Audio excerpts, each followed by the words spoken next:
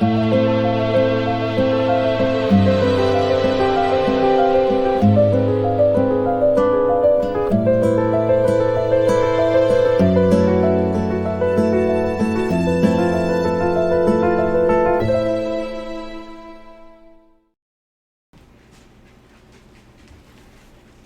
guys, it's Christy. Welcome back to my channel. Wasn't planning on doing another Debbie video today, but I got a Fox News alert and the 911 calls were released, and I wanted to bring them to you because they're very interesting. 3 calls and they're all very different. So I'm gonna let you listen to them and see what you think about it, and we'll go over the article that went along with it. Let's see. I told you it's been a hectic day here with my daughter having her nosebleeds and all that. My husband ended up coming home early because of that, and I was just gonna relax and make us some chicken fajitas for dinner, and then, as always in true crime world, a story had to break, right? Alright, so it says Stephen Collier told police his wife's purse was left at home. Another caller mentioned a mysterious ex-con truck driver. A Georgia family's frantic search for missing Debbie Collier is revealed in 4 911 calls placed by 3 family members, obtained by Fox News Digital. Police later found her partially burned, stripped naked, and dead at the bottom of a ravine off a rural highway. One caller, identifying herself as Collier's sister, Diane Shirley, made an alarming mention of a prior encounter with an unidentified ex-con driving a truck involved in the car crash with the slain woman. Remember, she had the rental vehicle because her car was in the shop from a wreck. This is the wreck. So she said, from my niece, she said that Debbie was in an accident about a month ago. Collier was driving behind a truck when a paint can fell off and struck her car, she says in the call. The paint went everywhere, and the driver was trying to convince my sister not to tell the cops that he was driving because he was out on parole, and there was a stipulation to his parole that he could not drive. Athens Clark County Police confirmed that Collier had been in a minor traffic accident on April 30th.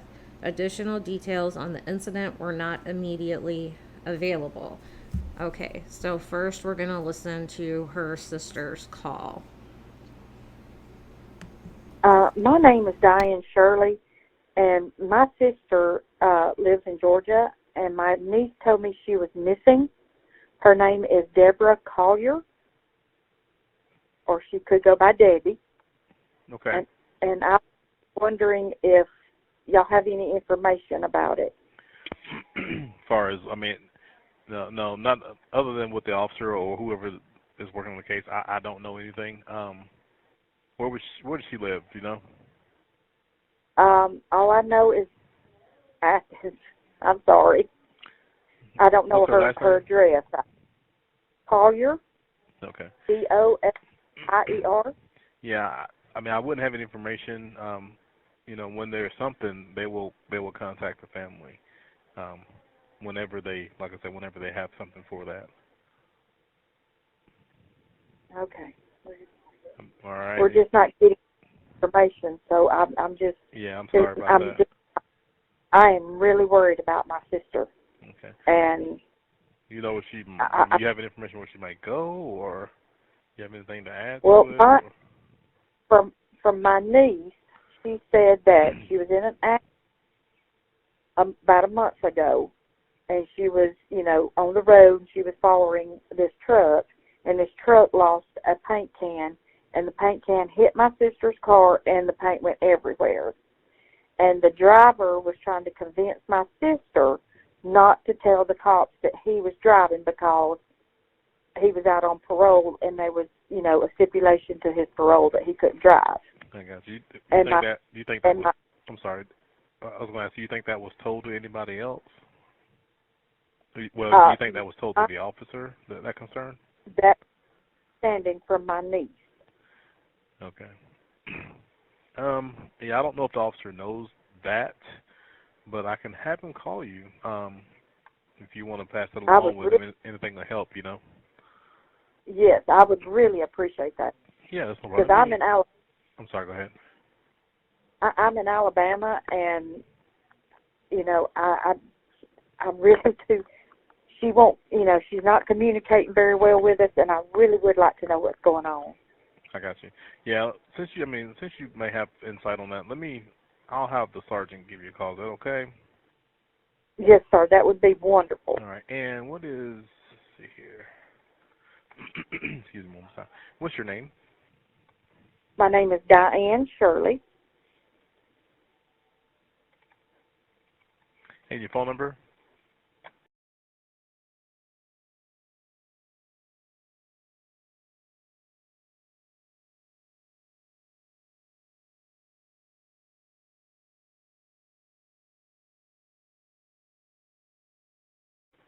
Yes, sir.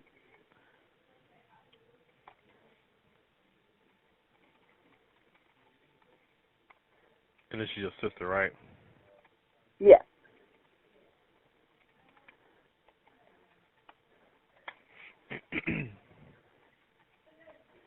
Her daughter's name is Amanda Bearden. She would have been the one her and her husband, Steve Collier, would have been the ones filing the report, was my understanding from Amanda. Okay. Yeah, I'll just have him give you a call, okay? And just hang tight, all right? All right, thank you All so right. much. No problem. Bye-bye. Bye-bye.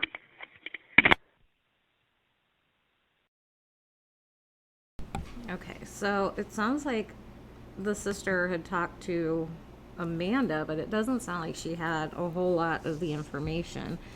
She doesn't mention talking to Steve, and it seems like they weren't really in regular contact with each other from what she said. She doesn't mention the Venmo, the message, anything like that. But she brings in this new player, I guess you could say, the truck driver. But I don't know, does that fit with anything else that we know about this crime? I don't know that it does. Debbie definitely would not have left going somewhere to meet this ex-con truck driver that she had been in an accident with, I don't think. So I'm not really sure what all to make of that call. Then we have Collier's husband, Stephen Collier, also told the dispatcher that his stepdaughter, Amanda Bearden, found his wife's purse in the home, which we know is wrong because she has the purse in the Family Dollar video. Basically, he says he came home, my wife wasn't home, her driver's license still in there. Remember, Amanda said that she left and only had her debit card and driver's license. Steve says that her driver's license is still there. The rental car is gone and her daughter's here. We're kind of worried about what's happening and where she's at. I was wondering if you could send somebody over here. He adds that his wife has no medical issues and that he had been out all day parking cars for the football game. Like I told you in one of my previous videos, that was something that Steve did when they had home games for the Georgia Bulldogs there in Athens. He would go and park cars. The game didn't start until 4, but people start parking as early as like 10 a.m. to get a spot for tailgating and what have you. According to her daughter, who went up, and her purse is still here with her driver's license. The only thing is the phone is gone. This is the first we've heard about the phone. She only said that she had her driver's license and debit card. Nothing has been said about the phone prior to this. And she sent her daughter a text, not a Venmo, a text, about 2 hours ago saying they won't let me go. Whatever that means, we don't know. At one point, the dispatcher asked Collier if his wife could have gone to someone else's house. That's a good question, he says, I thought she was out shopping for food. Her daughter came over with that strange message and then went upstairs to her bedroom and found out that her driver's license and credit card still here. So that doesn't sound like her leaving the house to go shopping like I thought she was. She usually does her grocery shopping on Saturdays, he added. Collier had last seen her on Saturday, September 10th. Collier had last been seen on Saturday, September 10th, after sending her daughter $2,385 over the Venmo app and a cryptic message reading, "They are not going to let me go. Love you. There's a key to the house in the blue flower pot by the door." Okay, so now we're going to listen to Steve's call because everything that we heard through Amanda, it doesn't sound like that was the same information she was giving to Steve. So let's listen to Steve's call now.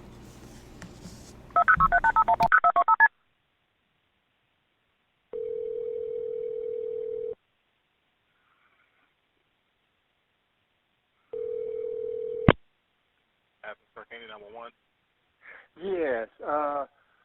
Came home. My wife wasn't home. Her driver's license still in there. The rental car's gone, and her daughter's here. And we were kind of worried about what's happening and where she's at. I was wondering if you could send somebody over here. Okay. Does she have any medical issue? Does she have like Alzheimer's or something like that? No. She's 59 years old. No, she has no medical issue until like that. And according to her daughter, who went up and her purse is still here with her driver's license. The only thing is the phone is gone, and she sent her daughter a text about 2 hours ago saying they won't let me go. Whatever that means, we don't know. And I've been gone all day parking cars for the football game and all, and that's where we at. What's your address, sir? 435 Rocky Drive, Athens, Georgia. You said 435 Rocky Drive? Yes, it's right next to Sandy Creek Park.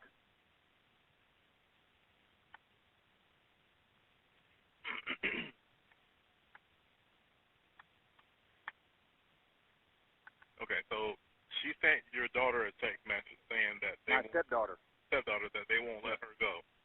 Yeah, she's got a text message saying that. And it come from her number, right? What's your name, sir? Steve Collier. Spell your last name for me. Collier. And your wife's name? Deborah. Deborah. We call it Debbie, but it's Deborrah. Same last name? Collier, yes. How old is she? 59? 59. She just turned 59. You just returned home, right? Pardon me? You just returned home, right? Yes, I just returned home. I was parking cars until about 4:30, and when I came back, the van that she had rented because the car was in the shop was gone. I figured she was shopping for food. Okay. So and her car is there? Pardon me? Her van's not here. Okay. But her driver's license and what else is there? Right. Her driver's license is here. What else did she leave? With a purse or anything else? She left her purse, and her credit cards are here.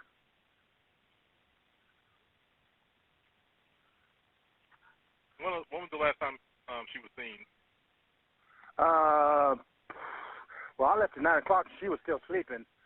So, last night. I mean, she went to bed last night, and I left, and the van was here. So is your stepdaughter there, though? I mean, did she see her today? Pardon me? Did your stepdaughter see her today?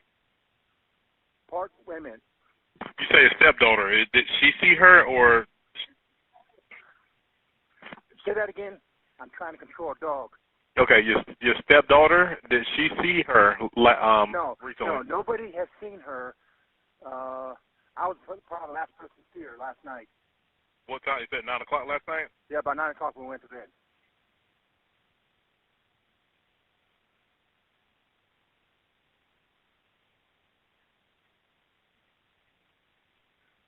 You left this morning, right? Yes, at about 9. I'm sorry. So did you see her this morning or last night? No, I saw her last night at about 9 when she went to bed. And when I left, the van was here. And So she was. You don't know if she was still there or not. You didn't see her this morning. right, except the van was still here. So I'm assuming she was sleeping.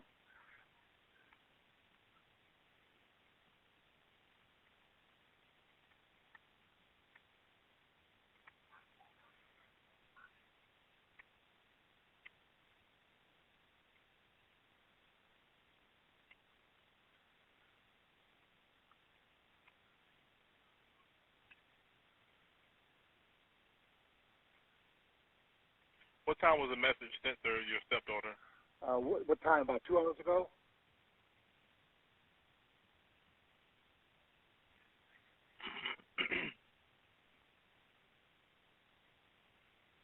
About 2 hours ago.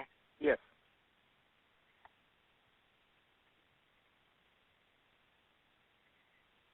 And it specifically said they won't let me go. Pardon? Yeah, that's what the message said.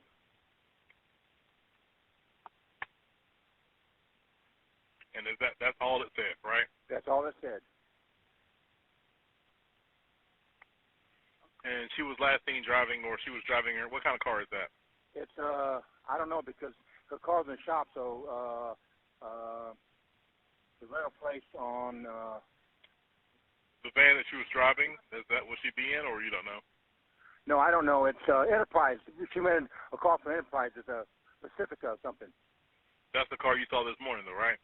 Yeah, the black van. Yeah. It's a black Pacifica, Yes, I'm pretty sure it's Pacifica. and that's a rental car. Yes, from Enterprise.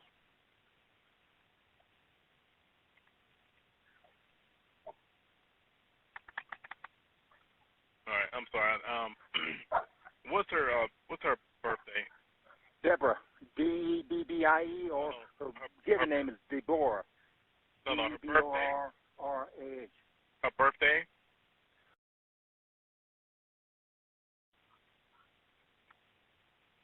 And she white, female, black, female?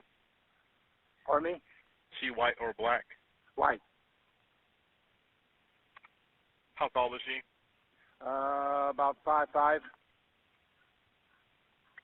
How much she weigh? about 150, 145, somewhere around there. What color hair? Blondish.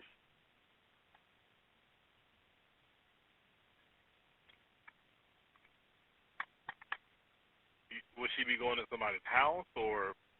That's a good question. I thought she was out shopping for food. Her daughter came over with that strange message and then went upstairs to her bedroom and found out that her driver's license and credit card's still here.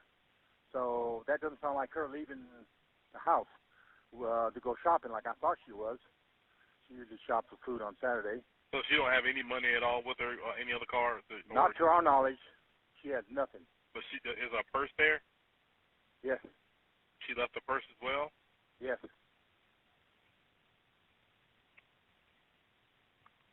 Does she have family here in town? No, just her daughter.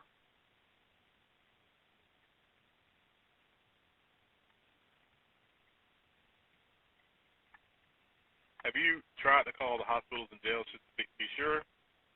No, I didn't think of calling the hospital. Okay.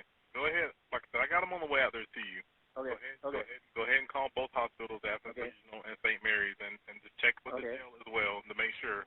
And we'll have somebody come out there and talk to you. Okay. I appreciate it. And your phone number?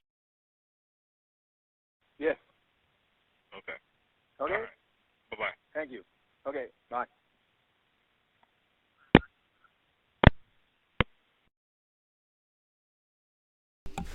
Okay, so what do you think about that? If we hadn't heard Amanda's version, there's Steve. I swear when we talk about this case, he thinks we're talking about him. If we hadn't heard Amanda's version of events, and we were just basing what happened off of this phone call, this 911 call, it's almost like a different scenario, right? Now, why did she say her mom only took her debit card and her driver's license? Then she tells Steve that the driver's license and the credit cards are there.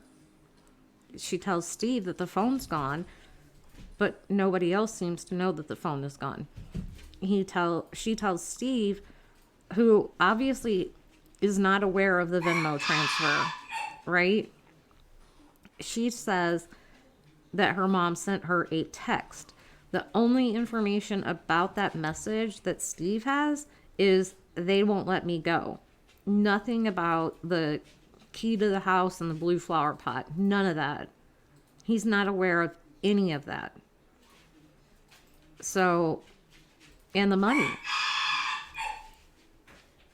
He's not aware of the $2,385 Venmo transfer. This is all important stuff that she should have informed Steve about, right? Why didn't she? And the dispatcher brings up a good point. Have you tried like the hospitals, the jail, things like that? And Steve says that they haven't. When Amanda's out driving around for 2 hours, going to Walmart, Ulta, and Chick-fil-A looking for her mom, it never occurred to her to maybe check the hospital? Doesn't that seem a little strange to you? I mean, she could have had an accident, another accident. You know, she's got a bad back, things like that. And Steve, you know, he's like, she normally does her grocery shopping on Saturday. Amanda didn't say anything about going to the grocery store to look for her mom either. So there's just a lot of, I just thought it was weird the information that Steve had and also the lack of information that Steve had. It was very bizarre to me. Apparently Steve agrees. Sorry. Oh, and if you saw me pop a pill, I had to take a migraine pill because I am getting a wicked headache. Like I said, it's been a stressful day. It started, my son in California had to have like sick call for the Navy because he was having some pain that he had to have dealt with. My daughter-in-law was waiting for results, if she was going to have surgery or not. Thank God she does not. And then the whole massive repetitive nosebleeds with the daughter, and it's been a day. And if you've been with me for a while, you know stress equals seizures for me, so we're trying to avoid that. Anyway, moving on. Sorry for the little bit of waffle time in there.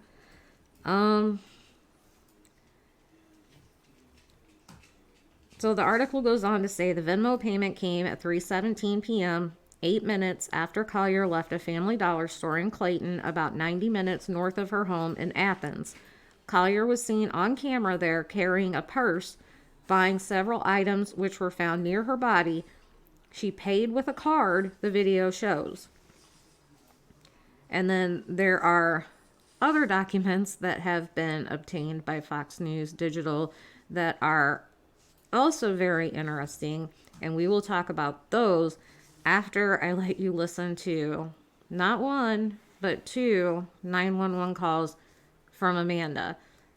And I don't know if you've seen the video of her that they did where she's talking about, you know, they took my world and she wants them to, I don't know, rot in jail, rot in hell, whatever, whoever did this. When she's trying to cry but producing no tears and sounding hysterical. I just have that image of her as I listen to these calls. She's, I think, what did she say? She's not in a good mental state or something. I don't know, but I'm going to let you listen to those now, and then we will talk about what else Fox News found today. Okay, so here comes Amanda in all her glory. Partner, please. Hi, my name's Amanda Bearden, and I filed a missing persons report on my mother last night. Okay. yesterday, excuse me, and I was just wondering if maybe I could speak with the detective that's been assigned to her case. Okay, do you have any further information? I sure do. I mean, do you want the case number? Yeah, I mean, go ahead and give me the case number so I can look it up that way. Bear with me just a second. I'm sorry. Okay, that's fine. Okay, it's 2022 dash 0910 0216. 216. Yes, ma'am. Just a second. And the detective may not actually be in the building yet, so I may have to get you a patrol officer, okay? So just bear with me just a second. Okay.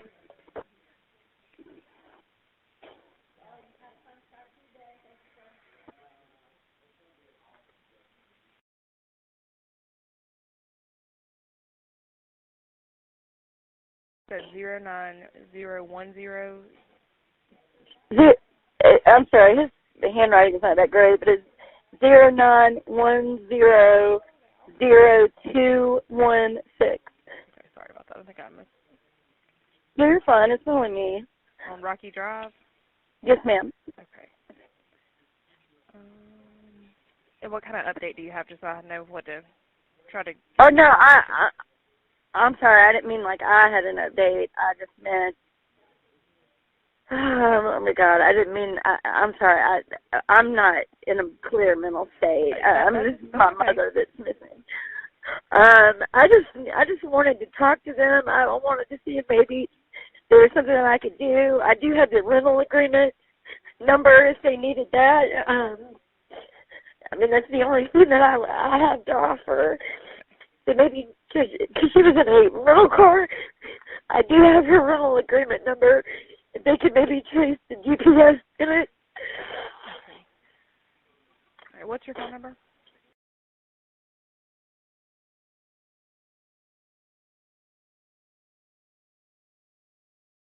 I'm her daughter.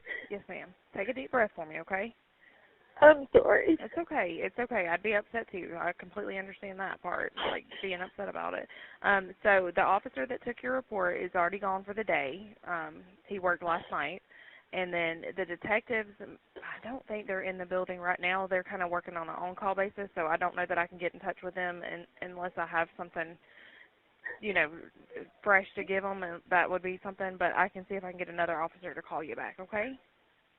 Okay. And we've got the bolo out for her. Like, we got everybody, you know, keeping their eyes peeled for her and that kind of thing. So, I'm not trying to be a smart aleck here or anything, but do I need to hire a private detective maybe?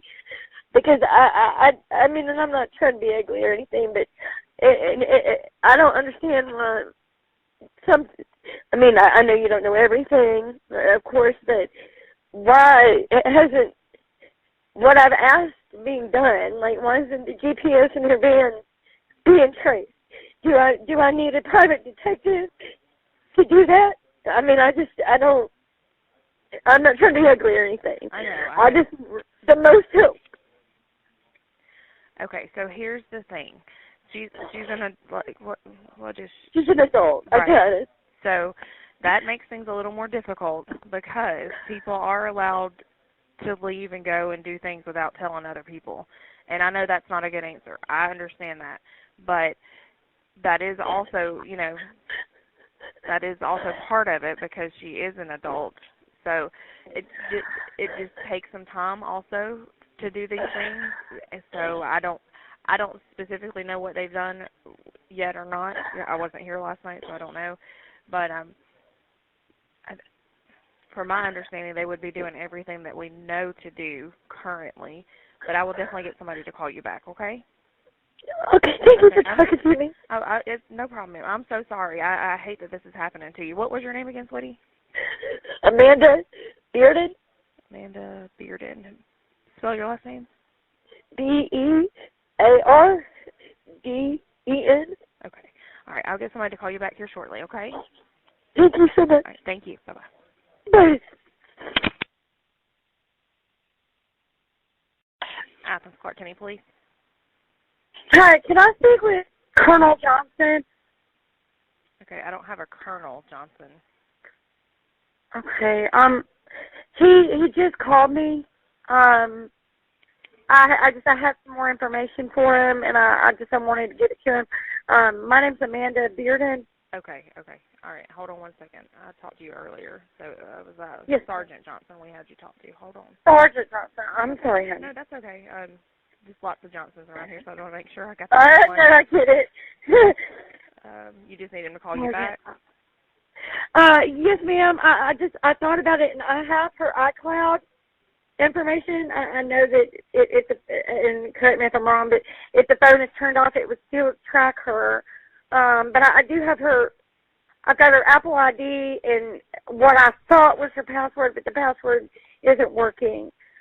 I don't know if y'all have technology or whatever, but I do have. I don't know. I mean, you know. All right, hold on one second, okay? They said he'd call me back. Okay, thank you.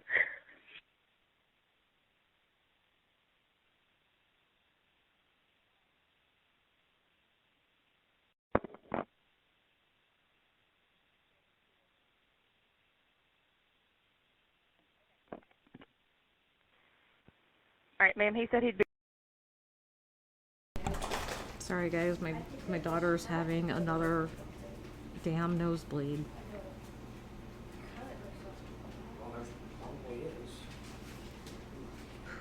Okay, husband's handling it. I got this. Okay, so Amanda's 911 calls. Sorry, you're gonna hear them in the background. She has all this information, right? She has the rental car agreement. She has the iCloud information. Why didn't Steve have it? Why does Amanda have all, like, the access to, especially the iCloud? Why does Amanda have access to her mom's iCloud? I don't know. Could mean something, could not. But in light of these calls, do you think it makes Amanda look any more or less guilty? Does it change your views? Who are your suspects? Where are they at on the list?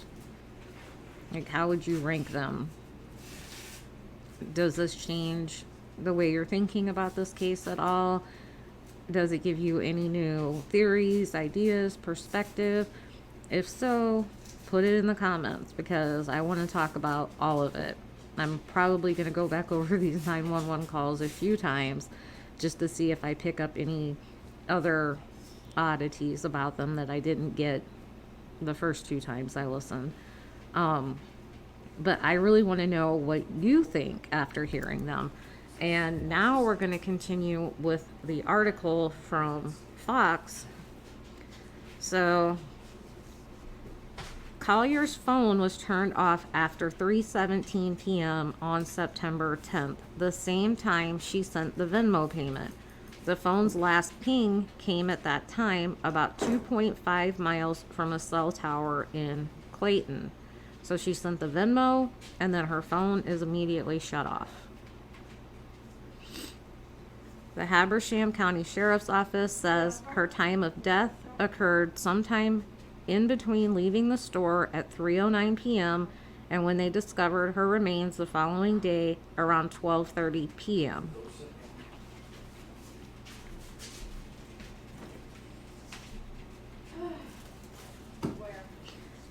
This is talking about Amanda's call, saying that she has her mom's iCloud details.